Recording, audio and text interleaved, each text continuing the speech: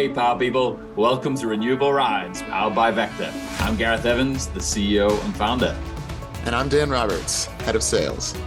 In each episode, we'll uncover the latest trends, learnings, challenges, and triumphs relating to the energy transition, on-site energy, and sustainability through the experiences of our inspiring guests and team here at VECKTA.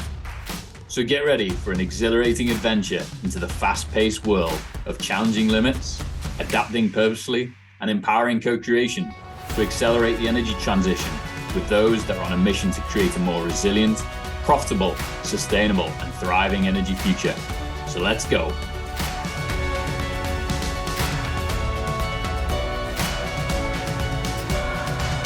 Morning, Dan.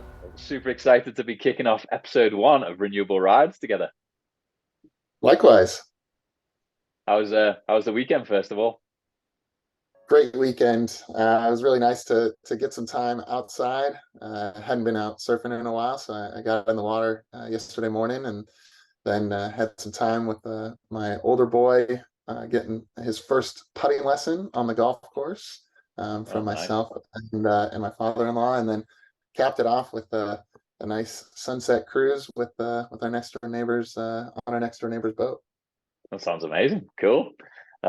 Mine was equally as good, and it topped off actually an amazing week. I think those that listen will get to know that we believe in work-life integration versus work-life balance here at VECKTA. And last week was the pinnacle of that. We got to hang out in Snowmass, Colorado. We had a work event here, so brought the family out. We worked remotely, got my son in a mountain biking camp, and we attended the first inaugural Volo Earth symposium. So got to hang out with fellow founders, LPs, and advisors who are all connected to Volo Earth. So super inspiring, super motivating. It was awesome to see the collaboration of everyone coming together to try and figure out how we accelerate the energy transition. And got to top it off with a nice hike yesterday up to the top of the mountain and enjoy some nature. And I'll tell a bit more about that at the end in terms of a bit of a personal reflection. So yeah, awesome times. Yeah, it sounds amazing. I wish I was there, and know that you got a ton out of meeting all the great people, and I know that there's tons of people working on different aspects of the energy transition. So excited to hear more about it. Yeah, absolutely. Well, I'm sure we'll cover it in future episodes. But today we want to keep it fairly short and brief and kick us off. This is our first one, so we wanted to share why Renewable Rides. And so Dan and I are really excited about bringing Renewable Rides to everyone. We're truly doing this in alignment with our core values. And so, first of all, adapting purposefully. We're building Renewable Rides because we see that one of the biggest challenges in the industry today is education and awareness, particularly for business leaders around the world. Access to information, intelligence, new technologies, best solutions, how to approach it, what's working, what's not, how to go on the journey. These are all super challenging issues for customers, business leaders, decision makers, communities around the world. And so we want to bring a fun approach to the education piece. Anything you'd add to that, Dan? No, I think it's with any transition, this is arguably the biggest transition our society's ever faced. We're moving from a known environment to an unknown environment. So there's a lot of challenges with that, but there's a lot of great minds working on deploying solutions and getting better outcomes. And really, that's what we want to focus on, is celebrating the individuals and the organizations that are driving the change here. Yeah, absolutely. And so the way we're going to approach it is we're going to do alternating guest interviews and internal conversations with Dan, myself, and the broader team here at VECKTA. So that'll give a nice perspective on seeing the energy transition through the eyes of those that are on these journeys and on a mission to accelerate the energy transition, hearing their stories, and then also alternating that with our reflections on what we're seeing on a weekly basis in the industry, and I'm reflecting on that and sort of sharing our insights. And so that then leads into empowering co-creation. No one business or individual is going to make the impact that is needed. So how do we empower co-creation and ensure that we build a community to do this together? And that's a mega part of this, is building a really high-powered community that's all in it together and super motivated to get after this together. Yeah, and I think the biggest part of that, when we think about it, all comes down to the energy user, and our large focus is on the commercial industrial space, and really making it easier for them to pull together all the pieces that are necessary to deploy these types of projects and go on their own energy transition journey. I think that's one of the most difficult things that we found with the customers that we work with, is really trying to understand the landscape. Who do we actually bring in? Who's necessary? What do we build? So really making it easy to put all the pieces together to actually make progress is arguably the most important thing. We constantly hear in the news that there's billions of dollars sitting on the sidelines waiting to be deployed into projects, and a part of that is just, as I heard one person call it, they are really focused on being the chief cat herder, and how do we make it easier for them to pull all the pieces together to make this transition happen. Yeah, so true. And that naturally rolls into challenging limits. I think we're all experiencing, and we will continue to experience the status quo mentality that is rife throughout the energy sector, particularly. And how do we challenge that status quo? How do we really simplify, accelerate, unlock, and make it fun and interesting and exciting? Because the more fun we make it, the more innovative we make it, the more we can take people on the journey. The more progress we'll make more quickly. Yeah, absolutely. And in any transition, you have to challenge the status quo in order Yep, get to that better future state. So I think we have a vision of what the better future state looks like, and now it's a matter of executing to get there. that's awesome. So, any other personal reasons for wanting to do renewable rides? Really just share information out there with the world. I think, to your point at the very beginning, the education is the biggest piece for most folks in the industry, and understanding what's possible, how challenging or easy something can actually be. And that's really what we want to expose, and highlight those that have already gone on the journey, whether they have already implemented an energy transition within their personal lives, within their business, or those that are facilitating it through the services, the equipment manufacturers, the investors, all important components of making this all happen. So that's really Yeah, I what love I'm it. excited about with launching Renewable Yeah, Rides.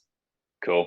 And we'd say to anyone listening, this is our first episode. We're on a journey together.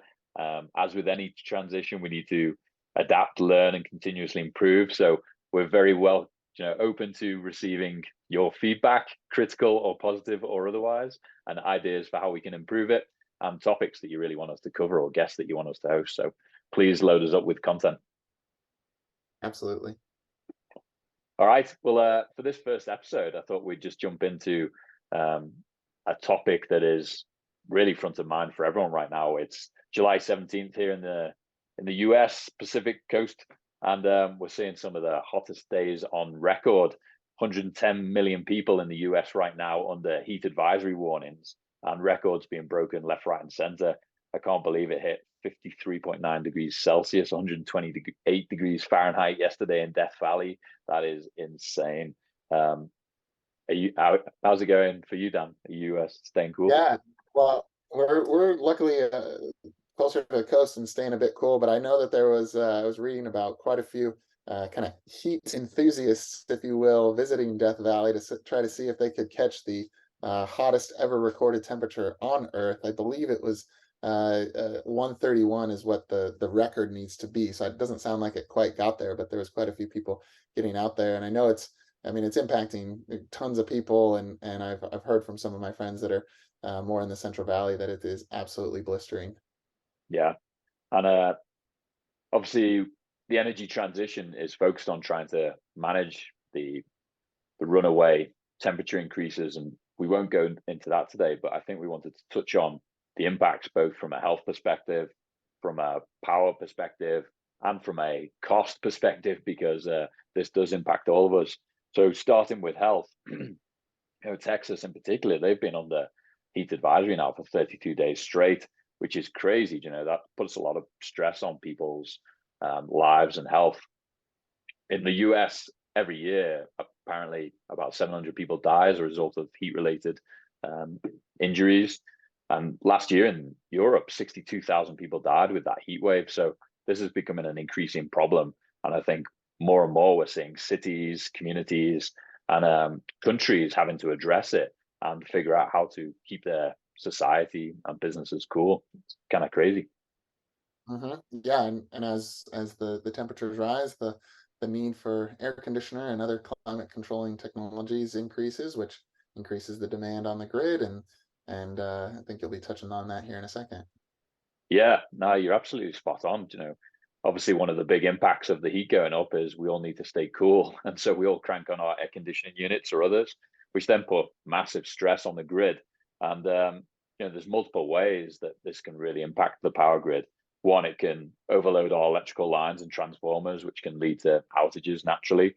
It can the sustained demand can actually cause equipment to massively overheat because they never get a chance to cool down. Typically transformers and other things cool down through the night, and if we're cranking air conditionings all night and that load stays high, they actually can't essentially recover. And then the last one is lines can heat up, sag, and then if they come into contact with something, short circuit. And most people probably don't know this, but the largest outage in the US was as a result of sagging power lines. 50 million people without power for 2 days in northeast US and even parts of Canada back in 2003. And that was as a result of lines sagging, touching some trees. And then actually that then being compounded with a cyber issue for Ohio Power. And it actually led to $6 billion worth of costs to businesses and communities. Yeah, staggering, and not to mention the downstream costs that come from those types of events and having to rebuild the infrastructure or rethink the infrastructure. Yeah, exactly.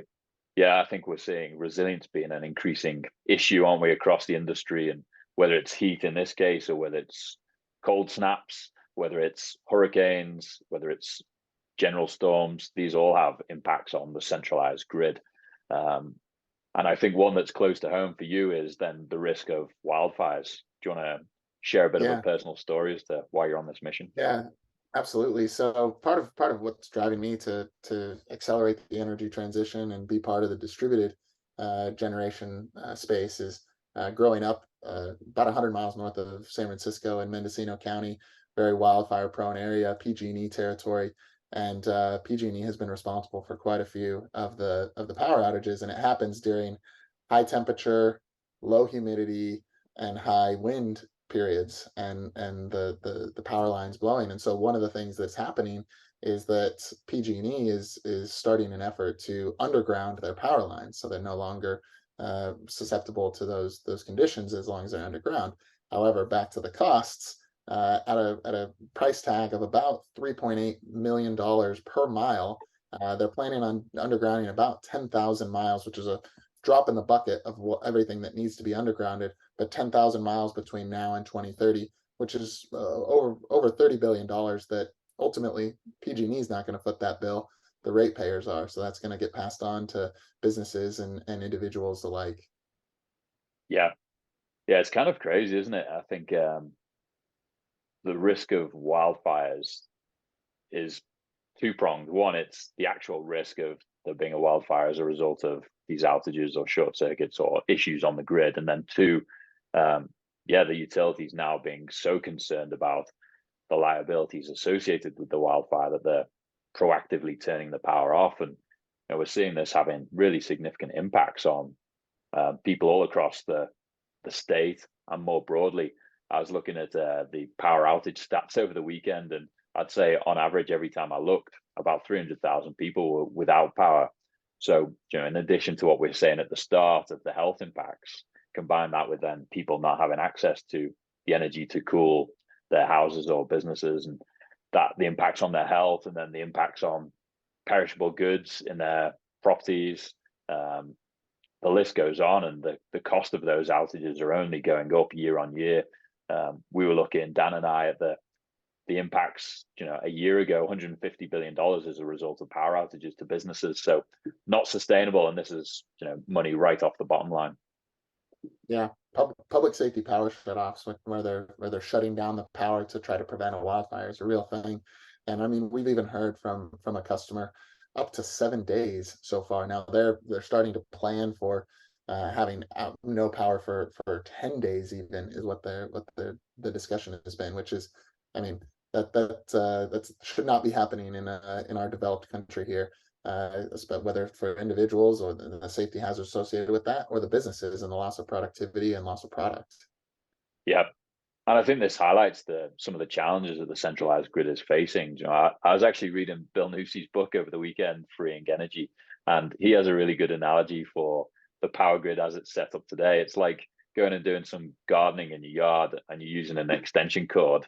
Someone snips the cord, you can't just bypass around the cord. Your power tool goes off, and that's really highlights the risk of the central grid, isn't it? Is there's no backup, there's no alternative. You've now just got a snipped cord, and you've got to go and replace the cord, and that takes time, it takes money.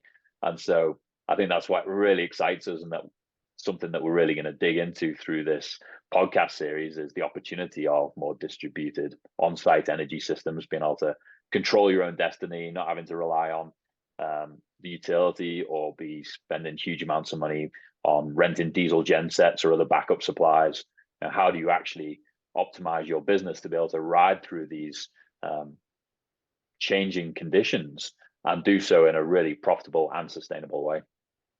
Yeah, I mean, I've been thinking quite a bit about it, and in no other environment that I can really think of would a business tolerate a supplier of any goods or services to have a declining product, a product that is not as good as it used to be, yet is more expensive. Yeah, Yet that is what people have had to tolerate from the utilities. These are regulated monopolies in most cases, or even if they're not and they're in deregulated states, there's still a centralized infrastructure. And so if the product is getting worse and the price is getting more expensive, yeah, historically there hasn't been an alternative. The beautiful news is with the decreases in costs of these distributed technologies, the accessibility to capital, and really easy tools to determine whether or not it makes sense, and there's a business case there. There is an alternative, and I think that's a yeah. really exciting thing. And it's been complex and challenging, but it doesn't have to be that way. And the more we can make it accessible, the better it can be, and people don't have to be beholden to a single supplier. They can actually supply their own electrons in this case. Yeah, no, that's spot on. And I think we're seeing that in Texas right now. I think the day ahead prices just in the last few days, $2.50 a kilowatt hour. Normally they should be 12 to 30 cents, maybe. And that's daylight robbery. And how can you plan and run a business when you're being exposed to those sort of fluctuations in costs? So I think you're absolutely spot on, Dan. And I think that comes back to why we're doing this. It's about educating people as to they have options. They don't have to just rely on the utilities and the grid and the monopolistic models that have been kind of designed over the last 100 years. Let's buy into a system that's going to serve us well for the next 100 years. Yeah, 100%. It's an exciting journey. We're certainly, there's been pioneers doing this for decades, but you can really start to feel the inflection point that we're hitting. We're seeing the regulations here in the U.S. change and the incentive structures change. So now it's really a time. I think a lot of people are opening their eyes to the possibilities. Yeah. And so let's just close with a few personal learnings. I think very topical to this conversation is you've just experienced this with your own home and Home Connect. And do you want to just share a bit about your kind of Yeah. journey to get to this point and what your learnings were through this product? Yeah, absolutely. So I've been on my own personal energy transition journey since purchasing my latest house almost 3 years ago at this point. First thing I did was put solar up on the roof. It's a beautiful south facing roof. It's perfect for it. And I've started to electrify my home. So no longer have a gas stove. It's an electric induction stove. I've replaced the furnace with a heat pump. And so I've got a couple more things that I still need to do, but I've got a really interesting monitoring technology called Sense for my own home. But the big realization that I had was I've heard about Home Connect and this kind of not true demand. It's a demand response like program, but I've never actually gone through the effort of signing up for it and getting going with it. Well, it wasn't until at the end of last week when it was presented to me through Sense that they have this partnership with, a very easy onboarding process to now get the alerts that say, oh, there's an ohm hour coming up tomorrow from 7 to 8 p.m. I think the biggest learning that I took away from on a personal level, and I think we need to bring into the business space, is that people have good intentions. I work in this industry. I want to go on this my own personal energy transition, but I didn't act until it was presented to me on a silver platter.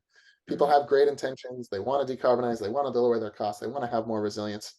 But until it's made extremely simple and straightforward and accessible, they're likely not going to go on it because people are busy. People have their day jobs. They have the status quo, that the inertia of the reality of today is hard to overcome. And so that was my biggest takeaway, is once it was presented to me in a very simple, easy to use way, I jumped on it.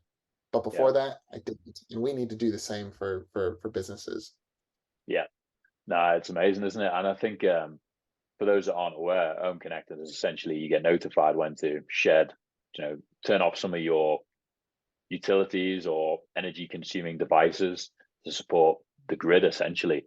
And this time last year, in the same week that Governor Newsom declared that they were going to phase out the sale of gas-powered vehicles, and it was all going to shift towards electric, was the same week that people were being asked to not charge their vehicles because they needed to conserve power to ensure that the grid stayed up. And so programs like this, and being able to provide businesses and residents the ability to contribute to ensuring that we all keep the power on, super important and really interesting. I think we're only just getting going with it.